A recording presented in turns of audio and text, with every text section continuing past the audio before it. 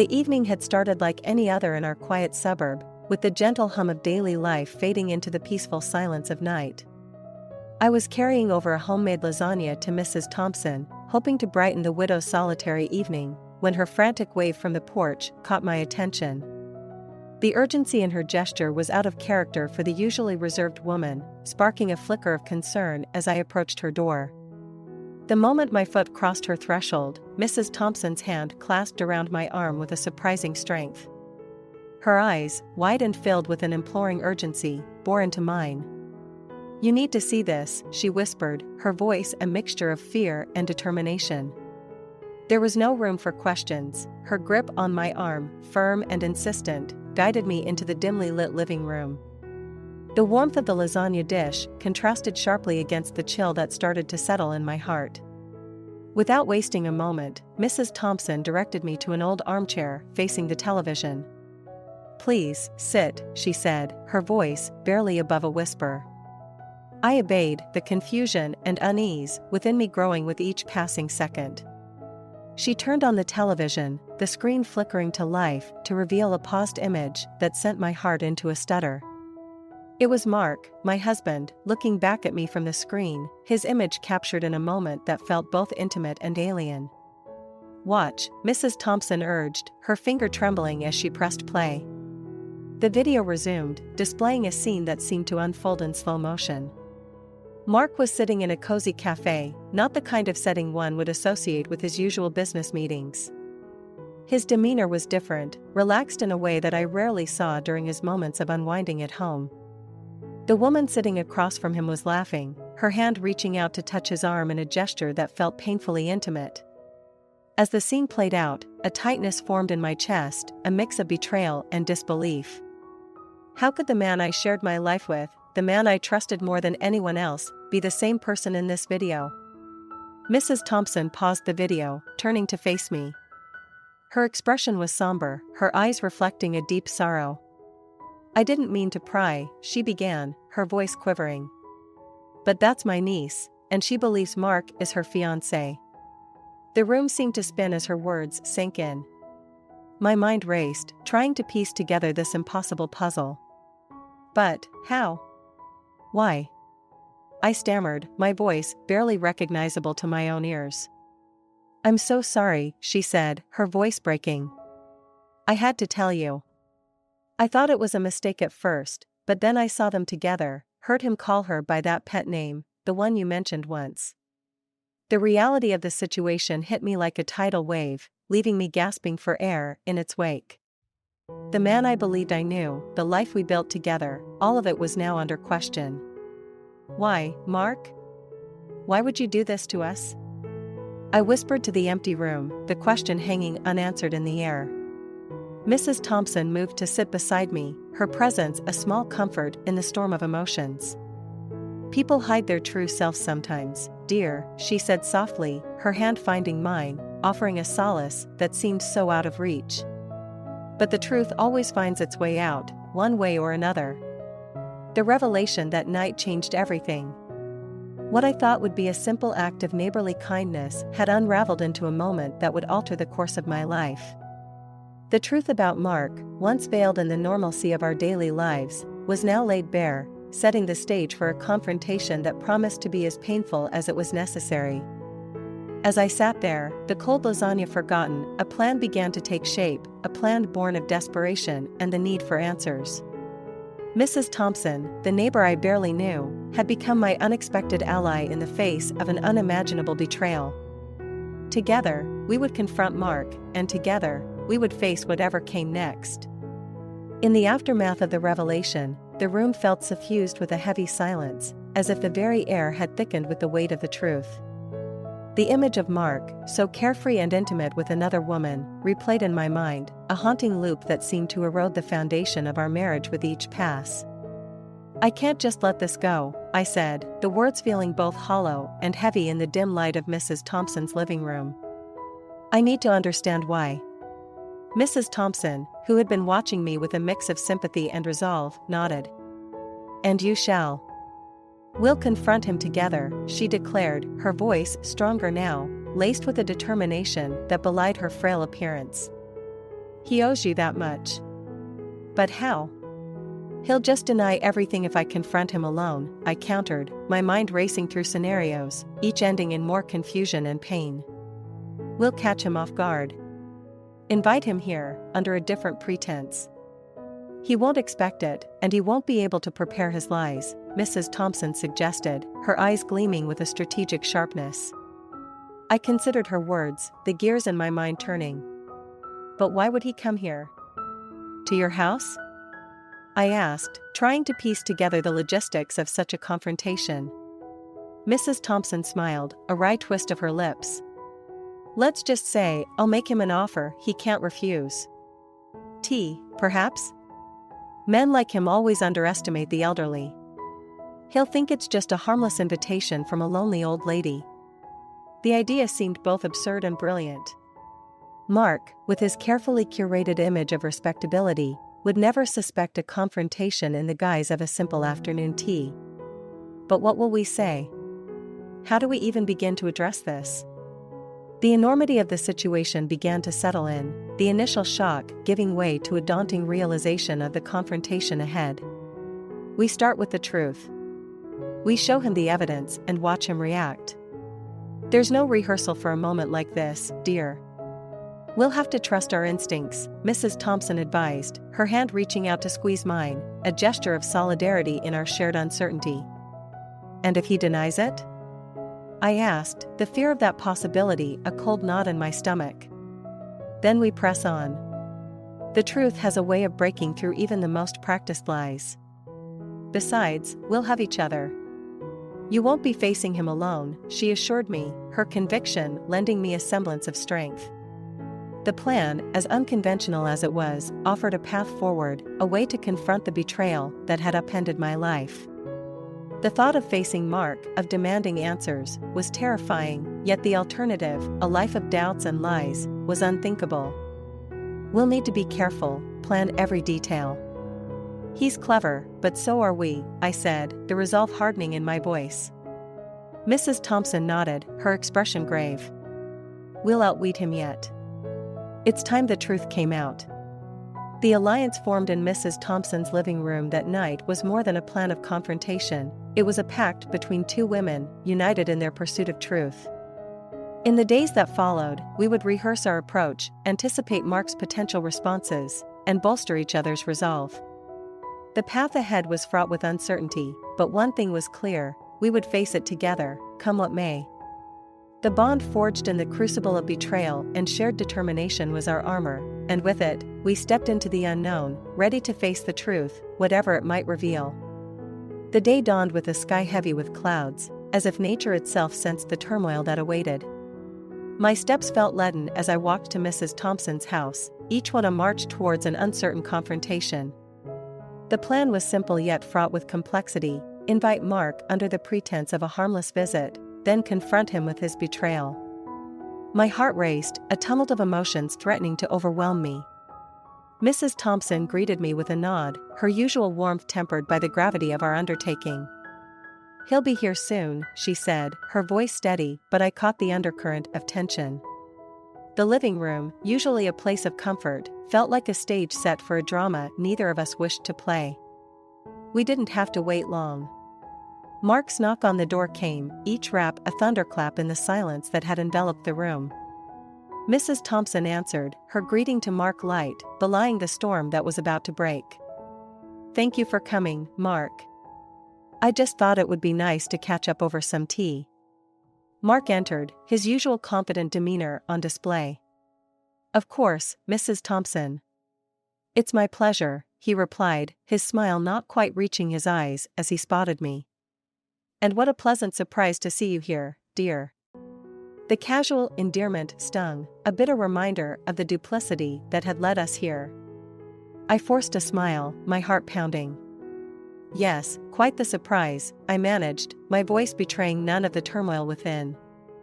As we settled around the tea table, the small talk felt surreal, a thin veneer over the tension that crackled like static in the air.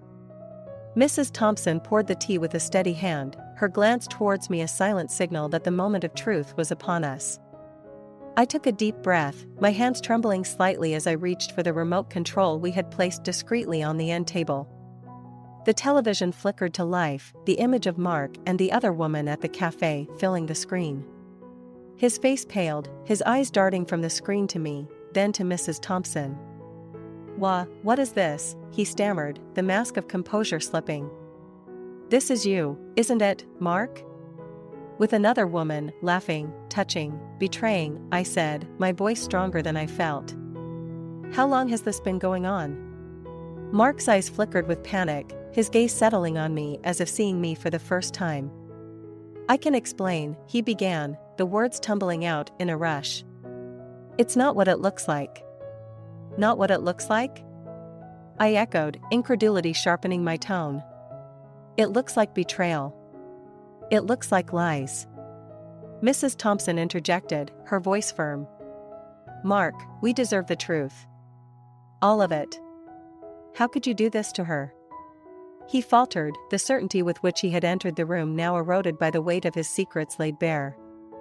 I was lost," he admitted, his voice barely above a whisper. "I didn't mean for any of this to happen. It started as something simple, a distraction, but it grew into something I couldn't control." The words hung in the air, a confession that offered no comfort, only the confirmation of the depth of his deceit. The silence that followed was heavy, filled with the shattered pieces of trust and the realization that the man I had loved was a stranger. "Why?" The question was a whisper, laden with the pain of betrayal and the ache of unspoken dreams shattered. Mark looked down, unable to meet my gaze. "I don't know," he murmured, the inadequacy of his answer a final blow. The confrontation had laid bare the truth, but it offered no solace. The man I had shared my life with, had trusted with my heart, had been leading a double life, the depth of his betrayal now undeniable. The path ahead was unclear, the future once imagined together now irrevocably altered. In the aftermath of the revelation, one thing was certain, the journey to healing would be mine to make, a journey towards rediscovering trust, strength, and ultimately, myself. The room was suffused with a silence so thick it felt almost tangible, broken only by the soft hum of the television still displaying the evidence of Mark's infidelity. The air was heavy with the aftermath of his confession, each word a nail in the coffin of the life I thought we had built together. Mark's admission hung between us, a chasm that seemed insurmountable. I was lost, he had said, but the words offered little in the way of explanation or solace. They were a testament to his betrayal, a betrayal that had unraveled in the quiet of Mrs. Thompson's living room, under the guise of a simple tea. "I didn't mean for any of this to happen," Mark continued, his voice a mix of remorse and desperation. "It started out innocently enough, a conversation, a laugh. But it spiraled from there." "And you didn't think to stop? To think of me, of us?" I asked, the pain sharpening my words. Mark's eyes met mine, and in them, I saw a mixture of regret and something else, fear. "I did, every single day. But by then, it felt like I was in too deep. I thought I could keep it separate from our life, that it wouldn't affect us." "How could you be so selfish?" The question was rhetorical, born out of a hurt so deep it seemed to echo around the room. Mrs. Thompson, who had been a silent witness to our exchange, spoke up. "Mark, do you have any idea of the damage you've caused? Not just to your wife, but to your entire family?" He nodded, a gesture that seemed both resigned and futile. "I know, and I'm sorry. I truly am. I've ruined everything for a fantasy, for something that wasn't real. And now, I've lost the most important thing in my life." The admission was stark, a raw acknowledgement of the havoc he had wrought. Yet, it did little to ease the sense of betrayal that clung to me like a second skin. The man I had married, had trusted with my heart, had been living a lie, leaving me to question not only our past, but my ability to trust again. What happens now, Mark?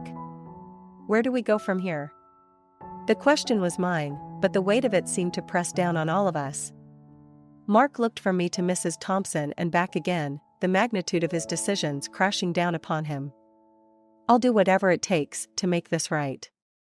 I'll go to therapy, we can go to couples counseling. I'll end it with her, completely. I don't want to lose you.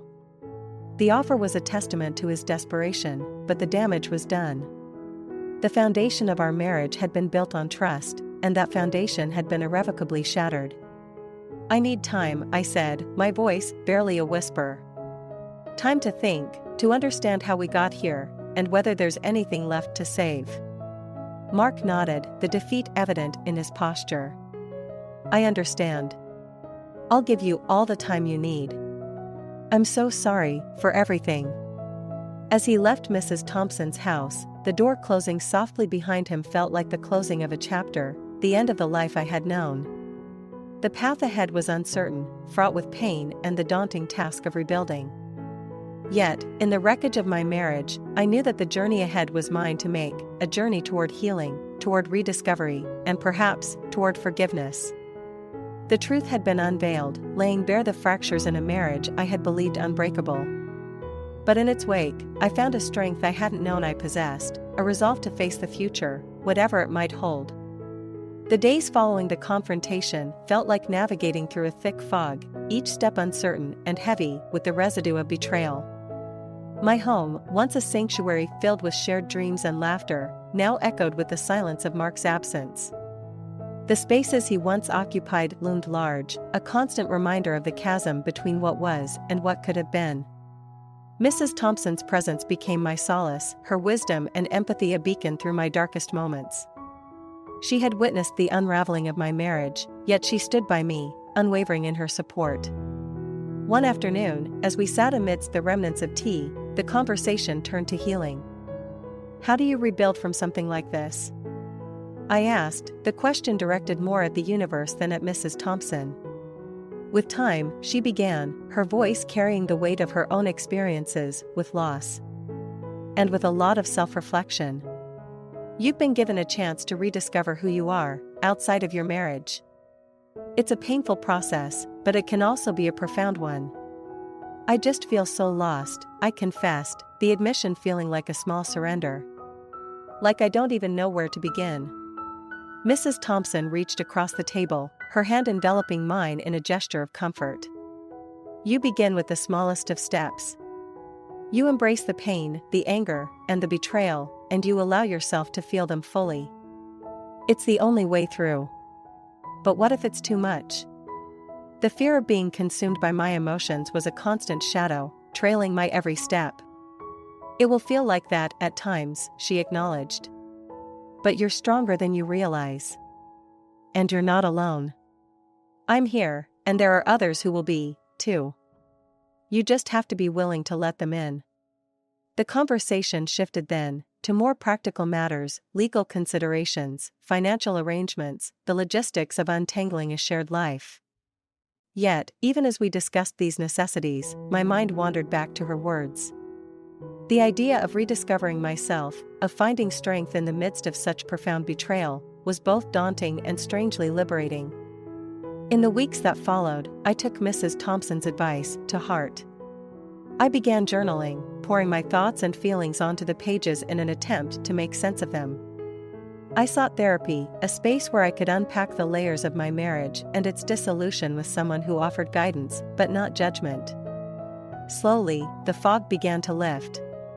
The moments of despair and loneliness were still there, but they were interspersed with moments of clarity and even hope. I began to envision a future that was mine alone, shaped by my desires and dreams, unencumbered by the shadow of betrayal. One evening, as I sat with Mrs. Thompson, watching the sunset paint the sky in hues of orange and pink, I found the courage to voice a newfound realization. I think I'm going to be okay, I said, the words feeling like a tentative step towards reclaiming my life. Mrs. Thompson smiled, her eyes reflecting the colors of the sky. I know you will be. You're already on your way.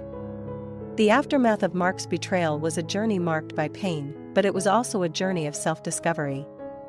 With each day, I moved closer to understanding not just the depth of my own resilience, but the importance of allowing myself to feel, to heal, and ultimately, to grow. The path ahead was still uncertain, but for the first time since the revelation, it felt like a path I was ready to walk, armed with the lessons of the past and the hope for a future defined by my own terms. As the seasons changed, so did the landscape of my heart.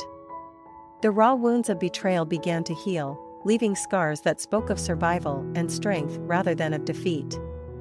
Mrs. Thompson's house, once a place of revelation and confrontation, had become a haven of healing and growth. Our meetings, initially filled with plans of confrontation and discussions of pain, had gradually shifted towards conversations about hope and the future. One crisp morning, as the first signs of spring breathed life into the world around us, I found myself sitting across from Mrs. Thompson, a sense of resolve stirring within me. The sunlight filtered through the window, casting a warm glow on the table where our cups of tea sat, untouched in the moment of revelation. "I've been thinking a lot about what you said," I began, breaking the comfortable silence between us. "About rediscovering who I am and embracing this chance to start anew." Mrs. Thompson smiled, her eyes reflecting the light. "And what have you discovered?" she asked, her voice gentle, encouraging. "I've realized that I've been given a rare opportunity," I said, the words flowing with more confidence than I felt. "An opportunity to redefine my life on my own terms, to pursue the dreams I had set aside for the sake of my marriage."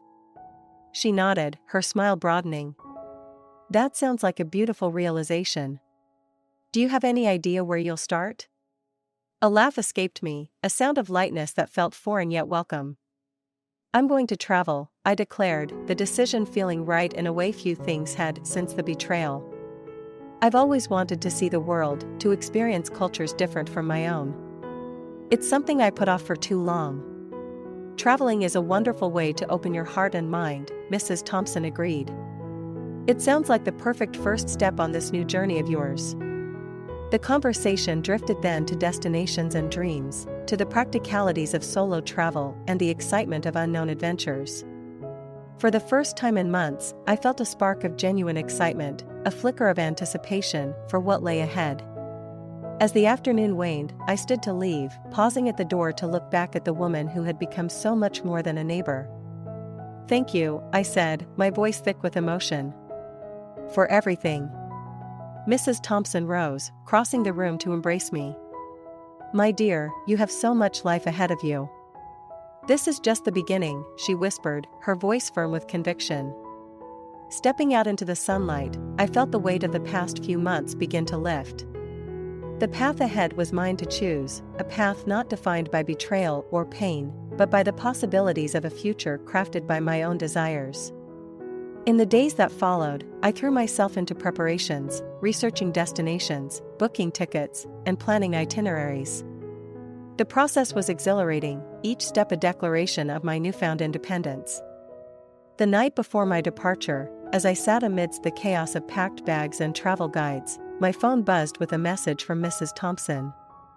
"Remember, this journey is not just about the places you'll see, but about the person you'll become along the way.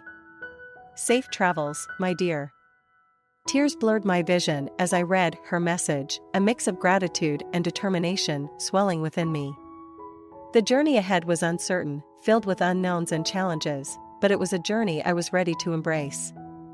With the dawn, I would set out on a new adventure, one that promised not just the discovery of the world but the rediscovery of myself. The betrayal that had once threatened to define me was now just a chapter in my story, a painful but pivotal turning point that had led me to this moment of departure. As I looked out at the starlit sky, I realized that this wasn't just an end, but a beginning. A beginning of a journey that was entirely my own, a journey of healing, discovery, and, ultimately, of coming home to myself. The road ahead was mine to explore, and I stepped into it with a heart open to the vastness of the world and the depths of my own